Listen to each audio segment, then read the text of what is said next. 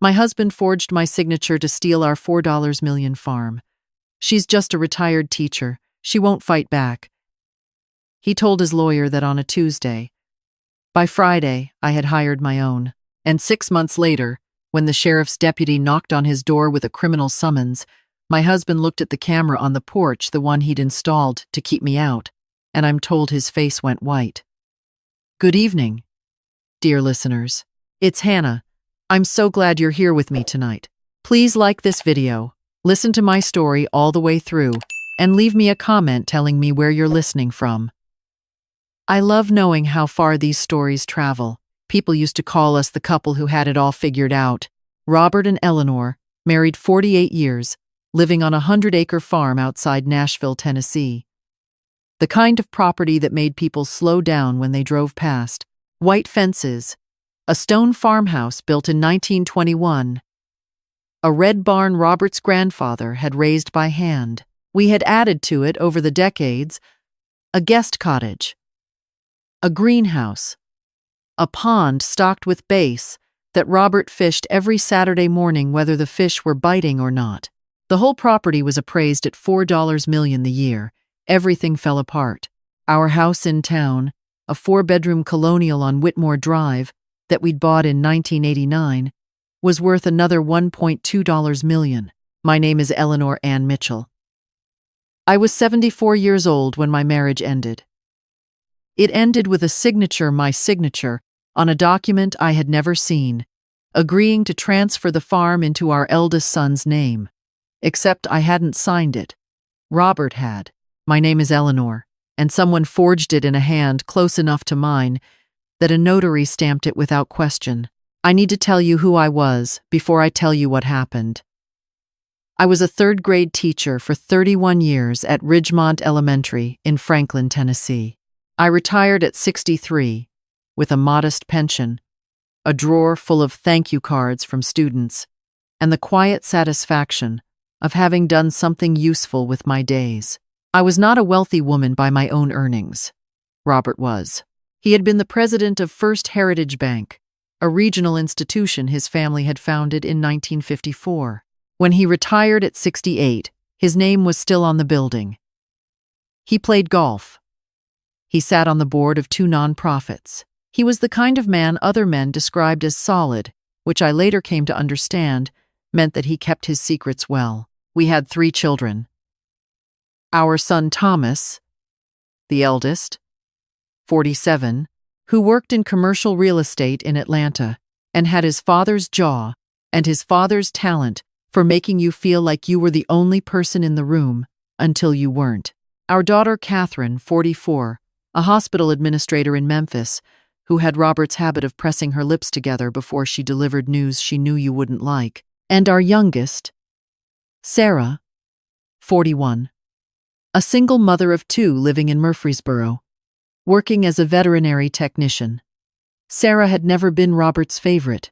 He never said so directly. He didn't need to. He simply gave Thomas and Catherine his attention, his advice, his approval, and gave Sarah his silence. I noticed. I always noticed. I just never had the language for it until it was too late. The first sign came on a Wednesday in early March. I had been sorting through a filing cabinet in Robert's home office, something I rarely did. But I was looking for our property tax receipt, for a question from our accountant. What I found instead was a manila envelope tucked behind a row of hanging files, sealed, with no label. Inside were 3 documents. The first was an operating agreement for something called Heritage Land Holdings, LLC, registered in Wyoming. The second was a deed transfer for our farm, the 100 acres, the farmhouse, the barn, the pond, all of it from our joint names into the LLC. The third was a quitclaim deed for the house on Whitmore Drive, transferring it into Thomas's name. Both documents bore my signature. I stood in Robert's office holding those papers and felt something go very still inside me. Not panic, something older than panic. The recognition of betrayal before the mind has finished processing it, when the body already knows. I had not signed those documents. I knew my own handwriting, I knew what my signature looked like when I wrote it quickly, when I wrote it carefully, when I was tired. The signature on those pages was close, someone had practiced, but the tail on the R in Mitchell was wrong. I curled it. This signature didn't. Such a small thing. A curl on a letter. The distance between trust and fraud. I put the documents back in the envelope. I put the envelope back behind the hanging files. I closed the cabinet. And I went to the kitchen and made dinner. Roasted chicken, green beans, cornbread. Robert came in at 6:30 from the golf course, kissed my cheek, and said the course had been in beautiful shape. I smiled. I passed him the salt. I asked about his round. That night, lying beside him in the dark, I listened to his breathing slow into sleep, and I understood 3 things with a clarity that surprised me. First, my husband had committed a crime. Forging a spouse's signature on a property transfer is not a civil matter. It is a felony in the state of Tennessee. Second, he had involved our son. Thomas's name was on the Whitmore Drive deed. Whether Thomas knew the signature was forged, I could not say, but his name was there. Third, Robert had done this because he believed I would never look. He had counted on my trust, the way you count on the foundation of a house, as something permanent and beneath notice. He was wrong about that. I did not confront him the next day or the day after that. I am a teacher by training and temperament. I believe in preparation. I believe in understanding the full scope of a problem before you open your mouth.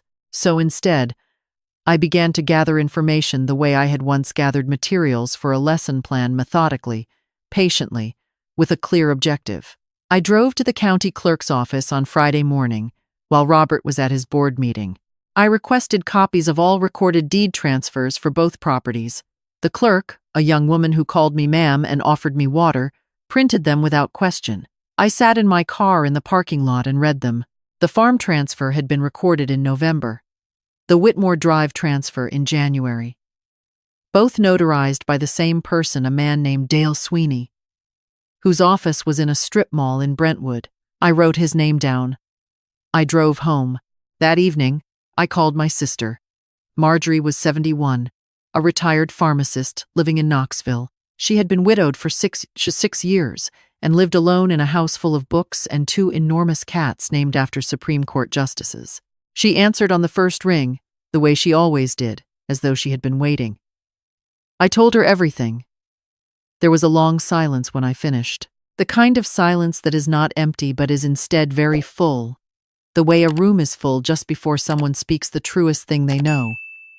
"How long do you need me?" Marjorie said. "I don't know yet," I said. "Doesn't matter," she said. "I'm here." That was Marjorie. No drama, no panic, no unnecessary questions. Just the bedrock fact of her presence, which had been the most reliable thing in my life since we were girls, sharing a room in our parents' house in Chattanooga. The following Monday, I consulted an attorney, not just any attorney. I had spent the weekend researching, using the laptop Sarah had helped me set up 2 years ago to video call my grandchildren. I found a firm in Nashville, Caldwell, Porter and Associates, that specialized in real estate fraud and family property disputes. The attorney who took my case was a woman named Dana Okafor, early 50s, calm, in a way that reminded me of the best teachers I had worked with, the ones who never raised their voices, because they didn't need to. I brought my folder of documents. I sat across from her desk and explained what I had found. She looked at the signatures for a long time. She asked me to write my name 6 times on a blank sheet of paper. She compared them. Then she set down her pen and looked at me directly. "Mrs. Mitchell," she said, "if these signatures are indeed forged, this is not just grounds for voiding the transfers. This is a criminal matter." "I know," I said. She studied me. "You understand what pursuing this could mean for your family." "I understand what not pursuing it would mean," I said. She nodded, slowly, the way people nod when they have decided to take you seriously. I retained her that afternoon. Dana filed motions to freeze both properties within the week. She also engaged a forensic handwriting analyst, a woman named Dr. Patricia Voss from Vanderbilt, to examine the signatures, and she sent a preservation notice to Dale Sweeney, the notary, informing him that all records related to the transactions were subject to potential legal proceedings. I know when Robert found out because Thomas called me. It was a Thursday evening. I was in the kitchen cleaning up after a dinner Robert and I had eaten in near silence. He had been distracted lately, checking his phone under the table, and I had let him. Thomas's voice had that careful warmth he deployed when he wanted something, the same voice he'd used at 17 to borrow the car. "Mom, Dad says some attorneys have contacted him about the farm. He's pretty upset. Is there something going on?" "Thomas," I said, "were you aware that the house on Whitmore Drive was transferred into your name?" A pause. "Dad said it was estate planning. He said you both agreed to it." "I never signed those documents, Thomas." The line went quiet. I could hear him breathing. "What are you saying?" "I'm saying my signature was forged. If you didn't know that, I'm telling you now. If you did know," I paused, "I suggest you speak with an attorney of your own." He hung up without saying goodbye. When a child hangs up on you, there is a specific quality to the silence that follows. It is not the silence of distance, it is the silence of a door being shut by someone who is not ready to face what is on the other side. I sat with it. Then I called Marjorie and told her. She listened. Then she said, "He'll either come around or he won't. But that's his road, not yours." The handwriting analysis came back 3 weeks later. Dr. Voss's report was 18 pages long and unequivocal. The signatures on both documents were, in her professional opinion, not written by Eleanor Ann Mitchell. They showed evidence of simulation, the deliberate attempt to replicate another person's handwriting with specific inconsistencies in letter formation, pen pressure, and baseline alignment that were consistent with forgery. Dana called me with the results. I was sitting on the porch of the farmhouse, looking out at the field where Robert's grandfather had once raised cattle, where our children had played, where I had walked every evening for decades. I listened to every word. Then I said, "What happens now?" "Now," Dana said, "we have a choice. Civil action to void the transfers, or we refer this to the district attorney for criminal prosecution, or both." I thought about it. Not for long. "Both," I said. Dana filed the criminal referral that Friday. The district attorney's office opened an investigation within 10 days. The civil case moved forward simultaneously. Robert, who had been served with notice of the civil action the previous week, hired his own attorneys, 2 of them, from a firm in Nashville that charged the kind of hourly rates, that told me he had been planning for resistance. But he had not planned for the criminal referral. I know this because Catherine called me. She drove down from Memphis on a Saturday, unannounced. The way Patricia had in the original story, I sometimes told myself, the story of a woman being managed by her own children. Catherine sat across from me at the kitchen table, the same table where I had served 30 years of Thanksgiving dinners, and she folded her hands the way Robert did when he was about to make a case. "Mom," she said, "Dad is terrified. A criminal investigation? Do you understand what that could do to him? To his reputation? He's 76 years old." "Catherine," I said, "your father forged my signature on legal documents to steal property that was half mine. That is not a disagreement about estate planning. It is a crime." She pressed her lips together. "He says the signatures were done with your verbal consent, that you discussed it and agreed." I looked at my daughter, at her father's jaw, her father's careful calculation behind her eyes. "If I had agreed," I said, "why would he need to forge my signature instead of asking me to sign?" She didn't answer that.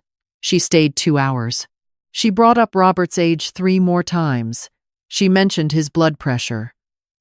She suggested that I might be being manipulated by attorneys, with a financial interest in escalating the situation. That one was Robert's line. I recognized it the way you recognize a melody, even when someone else is humming it. When Catherine left, she hugged me at the door. A brief, mechanical embrace. I watched her drive away and felt a grief that was distinct from anger. The grief of realizing that your child has chosen to be someone other than who you raised them to be. That evening, Sarah called, my youngest, the one Robert had never quite seen. "Mom," she said, "I heard what's happening. I don't know all the details, but I want you to know I'm on your side. Whatever you need." I had to set the phone down for a moment after that, not because I was crying, though I was, but because the relief of being believed by your own child, even one child, when the others have chosen not to believe you, that relief is so large, it takes a moment to find the room for it. "Thank you, sweetheart," I said. "That's all I needed to hear." Sarah drove up from Murfreesboro the following weekend with her 2 children. My grandchildren, Emma, 9, and Jack, 6. They stayed for 3 days. Emma helped me weed the garden. Jack caught a bluegill in the pond and held it up with both hands, and a grin so wide it split his whole face. And I thought, this is what he tried to take from me. Not just the property, the life that happens on it. The investigation moved quickly after that. Dale Sweeney, the notary, when confronted with the handwriting analysis and the prospect of his own criminal exposure, cooperated. He confirmed that Robert had brought the documents to his office already signed, that Robert had told him his wife was unwell and unable to come in person, that he had notarized them without verifying my identity in person. That admission broke the case open. Robert's attorneys attempted to negotiate. They proposed returning the farm to joint ownership and compensating me with a cash payment of $600,000 if I would drop both the civil and criminal actions and sign a non-disclosure agreement. Dana brought the offer to me in her office on a gray Tuesday afternoon. She laid the papers on the desk and let me read. I read carefully. The non-disclosure clause would have prevented me from discussing the forgery with anyone, including my own children. The release covered Robert, Thomas, and Dale Sweeney. I set the papers down. "He wants to buy my silence," I said. "Yes," Dana said. "Is $600,000 the price of your name on a document you didn't sign?" I looked at her. I thought about the money. I will be honest about that. I was 74 years old with a teacher's pension and modest savings. $600,000 would have meant security.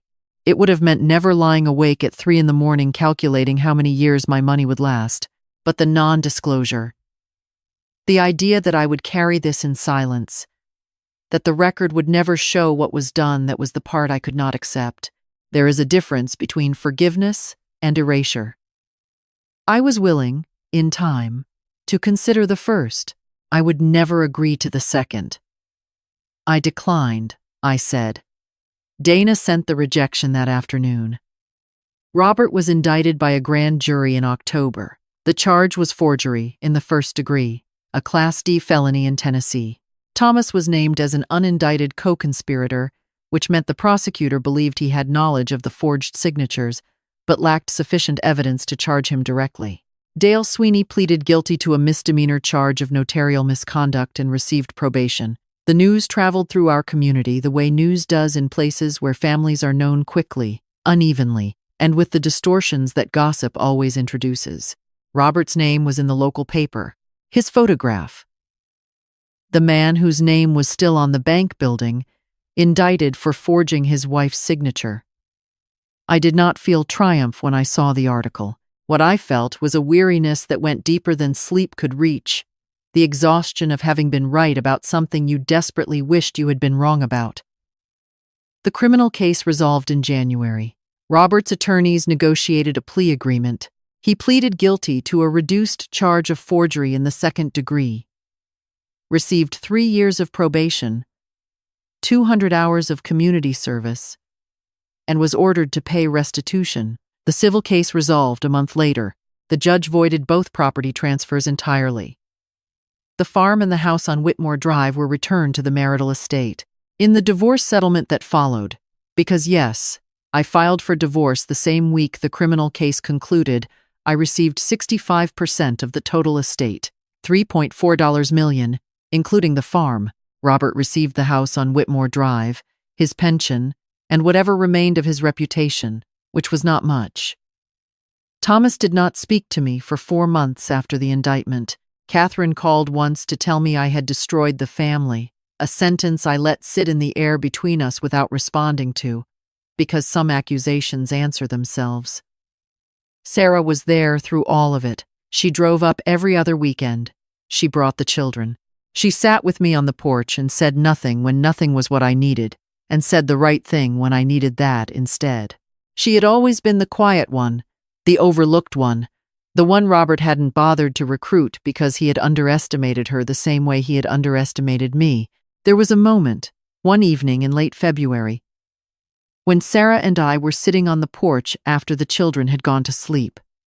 The air was cold and smelled like cedar smoke from a neighbor's chimney. Sarah was holding a cup of tea in both hands, and she said something I have thought about every day since. She said, "You know what I learned from watching you, Mom? I learned that being quiet doesn't mean you're not paying attention." I reached over and took her hand.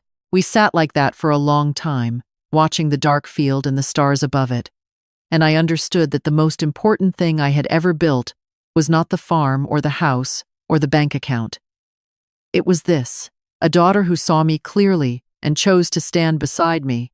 Robert moved into the house on Whitmore Drive alone. His health declined over the following year. The stress of the legal proceedings, the public humiliation, the fracture of the family he had once controlled it, accumulated in ways that were visible to anyone who saw him. He lost weight. He stopped going to the golf course. Thomas moved back from Atlanta to help him, a development I noted without comment. Catherine visited from Memphis on weekends. In September, 14 months after the plea agreement, I received a call from Catherine. Her voice was different, stripped of the careful management, the calculated calm. It was raw in a way I hadn't heard since she was a girl. "Mom," she said, "Dad had a stroke. He's at Vanderbilt Medical. He can't speak. I drove to the hospital. I don't know why. Perhaps because 48 years cannot be erased by 18 months, no matter what those 18 months contained. Perhaps because I am a woman who acknowledges what is real, even when the reality is a man in a hospital bed who forged your name and stole your land and turned your children against you." He was in the ICU. Thomas was in the hallway outside the room. He saw me and his face did something complicated, relief and shame and surprise moving across it in sequence. He opened his mouth. I held up my hand. "Not now, Thomas," I said. I went into the room. Robert was small in the bed, smaller than I had ever seen him. His eyes were open but unfocused, and when he saw me, something shifted in them. Recognition, perhaps. Perhaps something he could no longer say. I stood beside the bed. I did not touch him. I said, "I'm here. That's all I'm offering." He blinked. Whether he understood, I cannot say. I stayed for 20 minutes. Then I left. Robert survived the stroke but did not recover fully. He was moved to a rehabilitation facility, then eventually to an assisted living center in Brentwood. Thomas managed his affairs. Catherine visited. I did not go again. Thomas called me 3 weeks after I visited the hospital. His voice was different from every call that had come before, not performing calm, not delivering Robert's messages, not strategic, just tired. Just his own voice. Finally, "Mom," he said, I knew. I knew about the signatures. Dad told me it was just paperwork, that you had agreed but couldn't come in to sign." I wanted to believe him. "I should have asked you." I listened. I let the silence hold his words, the way silence sometimes holds things better than any response can. "I'm sorry," he said. "I know," I said. We talked for 40 minutes. Not about the legal case, or the money, or the property, about Emma's school play, about Jack's obsession with dinosaurs, about the pecan tree on the east side of the farm that needed pruning, about ordinary things, which are what you return to when extraordinary damage has been survived. I sold the house on Whitmore Drive the following spring. I kept the farm, not because I needed 100 acres, I didn't, but because that land held something that no document could transfer and no forgery could steal. It held the evenings I had walked those fields, the sound of my children when they were small and whole and running through tall grass, the weight of years that had been both beautiful and terrible, often at the same time. I hired a farm manager, a young woman named Jessie, to handle the day-to-day operations. She was 28, serious about agriculture, and reminded me of myself at that age, someone who believed that careful work, done consistently, produced results. I moved into the farmhouse full-time. I painted the guest room for when Sarah and the grandchildren came, which was often. I planted a vegetable garden larger than any I had ever attempted, and donated half the produce to a food bank in Franklin. I joined a quilting group at the community center, not because I was particularly skilled at quilting, but because I had learned that the company of women who have survived difficult things is one of the most sustaining forces on earth. And on Tuesday evenings, I volunteered with a legal aid group that helped elderly women navigate property disputes and financial abuse. I sat across tables from women who had the same expression I had once seen in my own mirror, the bewildered recognition that the person you trusted most had been planning against you. I listened the way Dana had listened to me, without interrupting, without judgment, and with the specific patience that comes from having been exactly where they were. One woman, a 70-year-old named Della, whose son-in-law had convinced her to sign over her house by telling her it was a tax form, said to me after our third session together, "How do you know the right questions to ask?" "Because someone asked them for me once," I said. "And before that, I asked them myself." She looked at me for a long moment. "You're a teacher," she said. "Used to be," I said. "No," she said. "Still are." I sat on my porch last Tuesday evening. The air was warm the way Tennessee gets in late spring, soft and close, with the sound of frogs from the pond and the smell of the honeysuckle that has been growing along the fence since before I lived here. Emma, who is 11 now, was reading on the porch swing. Jack, 8, was somewhere in the barn with Jessie, learning about something that would probably involve dirt. Sarah was in the kitchen making sweet tea and humming, which she does when she is content. Thomas calls every Sunday now. Catherine sends photos of her garden, which she started last year, her first garden, at 46. We are not what we were. We are something else, assembled from the broken pieces with the cracks still showing, the way those Japanese bowls are mended with gold. I don't know if that makes us more beautiful. I know it makes us honest. I thought about Robert, sitting in his room in the assisted living center in Brentwood. I thought about the man who had planted the pecan tree on the east side of the property 40 years ago, and the man who had forged my name to steal the ground it grew in. They were the same man. That is the thing about betrayal. It does not replace the person you loved with a stranger. It reveals that the stranger was there all along, living beside the person you loved, wearing the same face. I do not hate him. Hate requires a kind of energy I have decided to spend elsewhere. I do not forgive him either, not yet, and perhaps not ever. And I have made peace with the perhaps. Some doors you leave open, not because you intend to walk through them, but because closing them would cost you something you're not willing to pay. Here is what I know now that I did not know at 74. Silence is not the same as weakness. Trust, once broken by choice, is the responsibility of the one who broke it. And the people who count on your ignorance are always, always undone by your attention. I am not an extraordinary woman. I am a woman who was paying attention when it mattered. What would you have done in my place? Would you have taken the $600,000 and the silence? I've thought about it.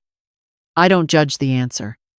If this story stayed with you, leave a comment, subscribe, and thank you, truly, for listening.